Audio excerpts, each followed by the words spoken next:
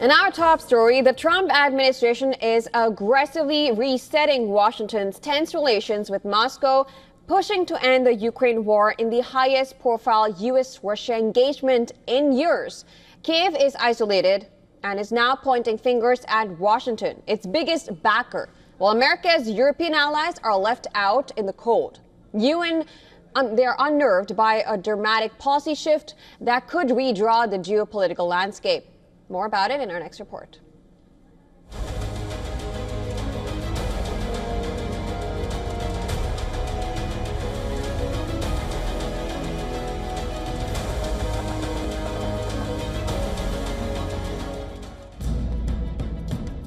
For over a decade, the West and Russia have locked horns in a modern Cold War. But with Trump back at the White House, Washington appears to be switching sides.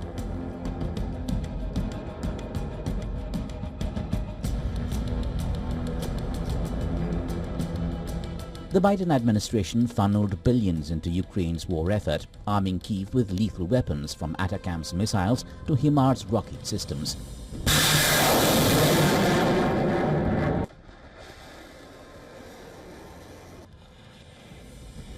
Now the Trump administration refuses to call Russia's invasion a war, branding it merely a conflict.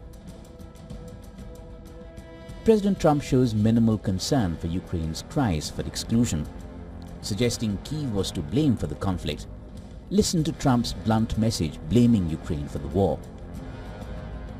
And I think I have the power to end this war. And I think it's going very well. But today I heard, oh, well, we weren't invited. Well, you've been there for 3 years. You should have ended it 3 years. You should have never started it. You could have made a deal.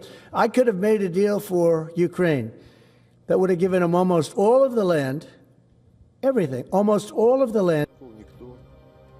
Trump's words are music to Moscow's ears. Speaking in Russia's parliament, Foreign Minister Sergei Lavrov lauds Trump for his stance. President Trump, when it comes to statements, has mentioned NATO expansion. He is the first, and so far, in my opinion, the only Western leader who has publicly and loudly said that one of the root causes of the Ukrainian situation was the previous administration's pushy line of pulling Ukraine into NATO.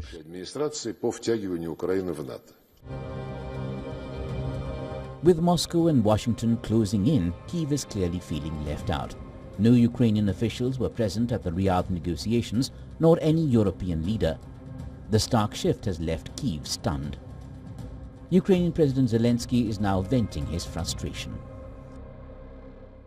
President Trump, with great respect for him as a leader of the people, which we respect very much, the American people who constantly support us, unfortunately, lives in this disinformation space. Beyond Ukraine, Trump's diplomatic maneuvers at breakneck speed have stunned Europe. Traditional protocols lie in ruins as Washington bypasses decades of consultation frameworks. The prospect of a Putin-Trump summit looms like a storm cloud over NATO's future, threatening to redraw global allegiances in ways unimaginable just months ago. Bureau Report, WION World is One.